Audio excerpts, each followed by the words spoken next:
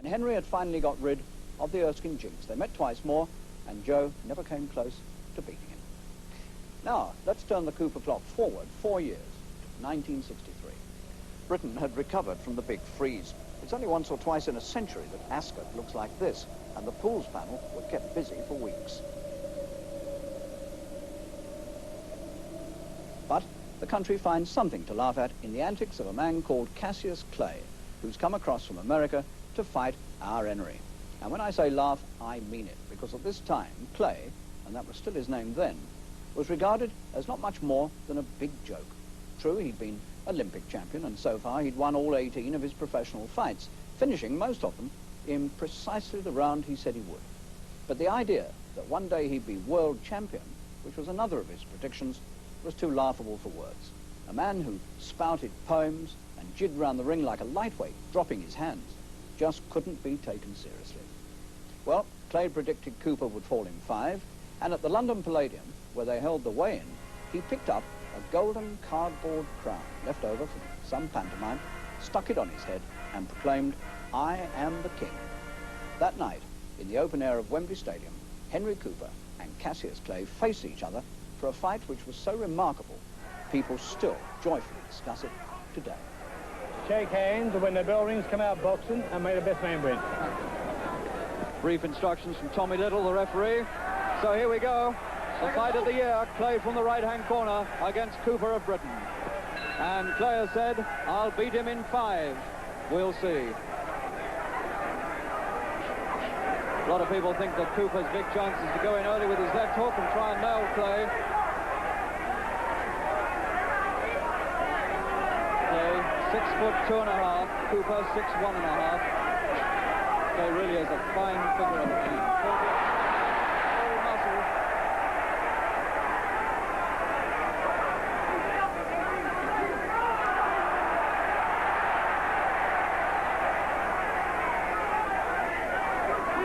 Cooper quick to pick up the left hook, and he's going in and he's hurt Clay. Clay's hanging on and he's blinking and frowning. In the first 30 seconds, the left hook of Cooper scores quickly.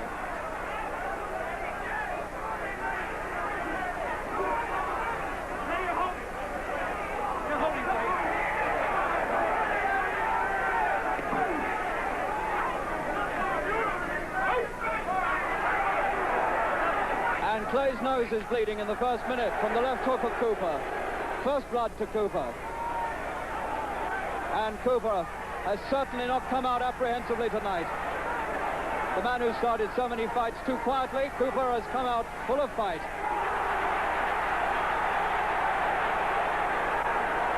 And now Clay is arguing with the referee that Cooper's trying to hold him, and he's getting angry. And at one stage there, I thought he even poked his arm out at Mr. Tommy Little, the referee. Well, this is a sensational start to this fight.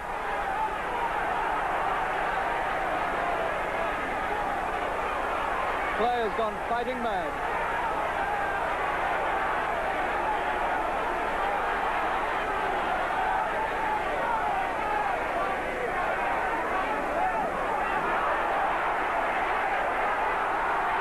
Clay's showing he's not holding inside.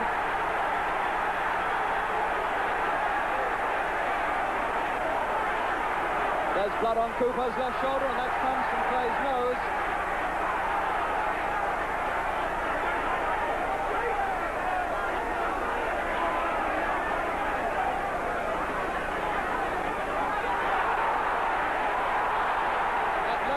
Cooper's is right into Clay's face, and he's scoring heavily with it, and he's hurting the American. A sensational start to this fight. And Cooper right on top with half a minute to go in the first.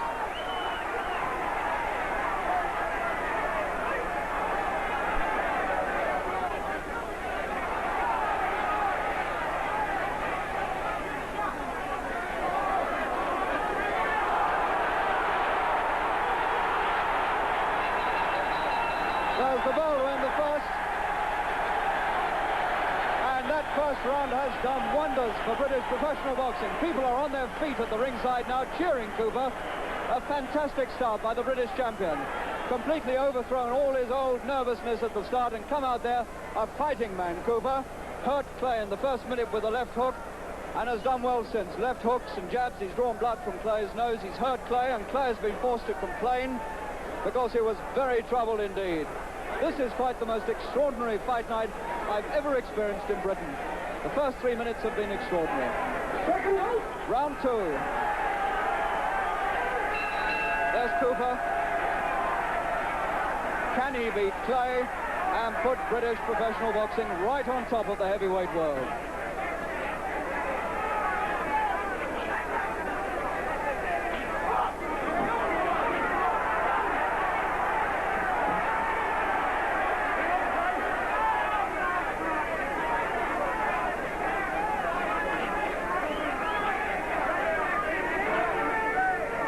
Slightly disturbing thought after that first round. Cooper hit him hard with the left hook several times, but he didn't go down or even show a sign of going down. Clay, he can take a punch.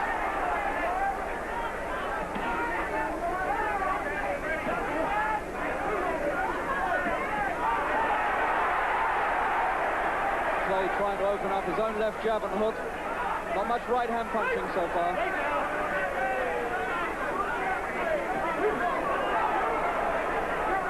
Clay now working on Cooper's face.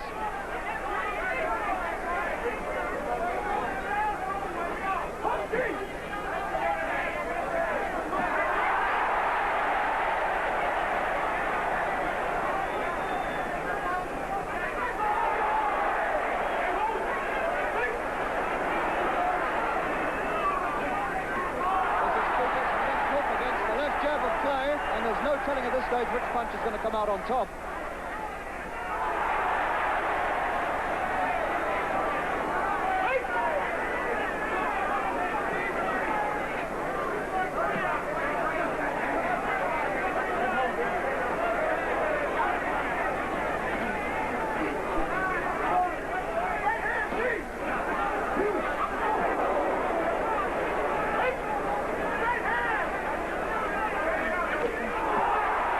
Right hand, the first time he's shown it. Half a minute to go in the second.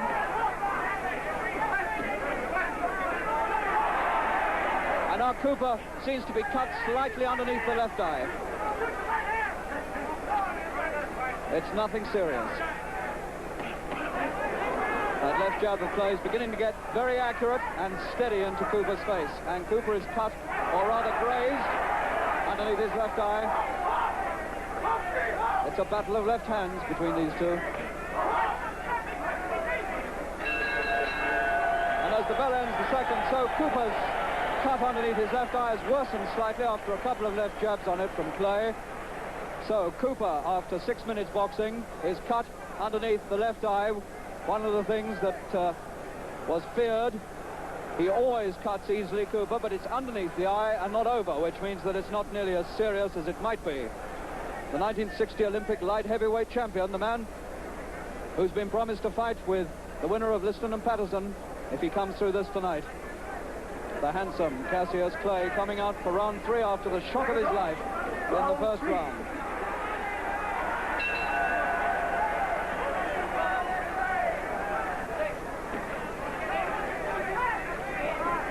The rain has stopped. The excitement has really started among the crowd here who've seen Cooper take the fight to Clay. And these 40 or 50,000 people in Wembley are all on Henry Cooper's side.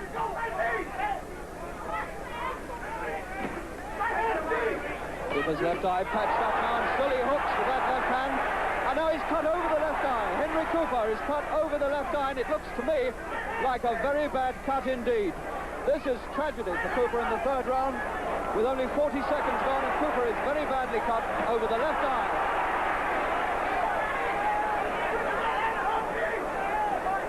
This is what we always feared about Cooper. Round 3. He's going to have a job to get through with that eye. Tommy Little's having a look at it.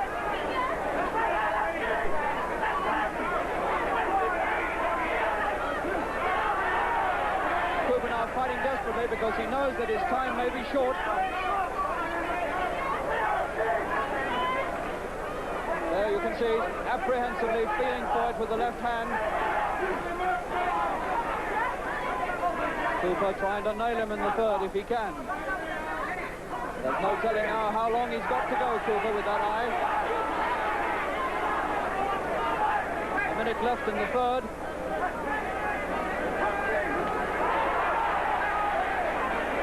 Clay now, look at him. He's got his arms down. He's contemptuously treating Cooper. His arms are down by his hips. Just using his feet to keep away from Cooper. This is complete cheat on the part of Clay, who feels that he's got it in the bag because of that eye.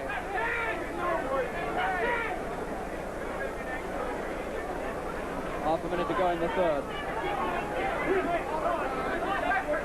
Clay has taken all of Cooper's punches and stood up to them.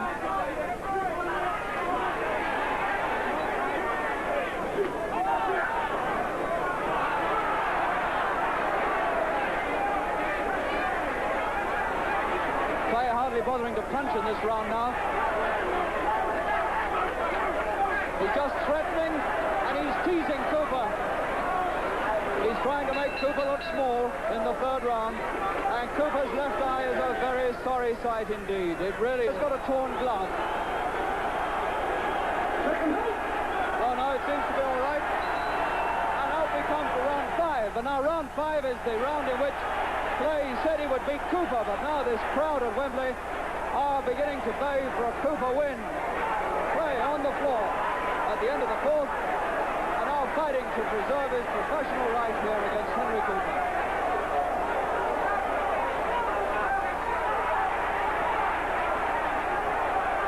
Oh, and now Cooper's left eye is really in a shocking state. It really is now. Cooper's left eye is pouring blood. Gum shoots flying out. Henry is dripping blood. And I think Tommy Little will have to stop this because Cooper's eye is really in an absolutely appalling state. It is the worst cuffed eye I've seen for a very, very long time indeed. I do not see how he can let this go much further. It's round 5. The towel has come in from Cooper's corner, and Tommy Little's looking at it, and he's had to stop the fight. There was no alternative. He had to stop the fight, Tommy Little. It's all over in round 5, and Clay is getting bombarded with programs from angry ringsiders. The man who was put down at the end of the fourth round, and Cooper, although he's been beaten on a cut eye, is far from disgrace. You know, a legend has developed about that interval between rounds 4 and 5, that some sort of skullduggery took place in the corner over Clay's left glove. Angelo Dundee, Clay's trainer, waited 20 years to reveal that he had aggravated a split that this freeze frame shows was there during the fourth round. His intention was to prolong the interval. The glove was not changed. But it was a long interval. We've timed it. It's 65 seconds instead of 60. Oh yes, the Clay prediction. Well, not quite right. He said Cooper would fall in 5, and he didn't. It was Clay who fell, and the knockdown made Henry Cooper world famous. He never looked back. And Clay, well, the following year, he achieved the impossible. He beat Sonny Liston for the world title, and the rest is history of a very special sort. Henry's professional career spanned 17 years, including the longest reign of any British heavyweight champion, and a record 3 Lonsdale belts. The story came to an end in 1971 at the Wembley Arena when Joe Bugner beat him on a decision that's still argued about today. Let's look at the final round, because these are the closing moments of Henry Cooper's astonishing fighting life. It looks as though experience is going to beat youth, but it's up to Bugner now. He must surely now just throw caution to the winds and go for his man and hope for a knockout. And that's all he can do.